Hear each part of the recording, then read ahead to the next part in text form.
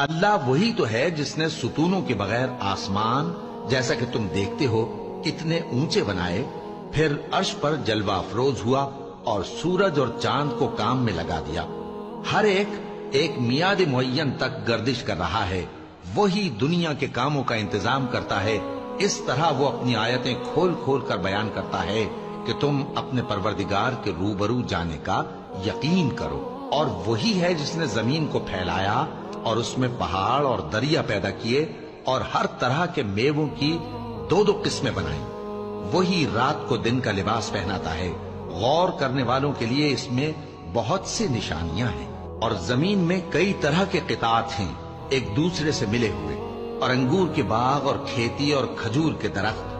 بعض کی بہت سی شاخیں ہیں اور بعض کی اتنی نہیں ہوتی، باوجود کہ پانی سب کو ایک ہی ملتا ہے۔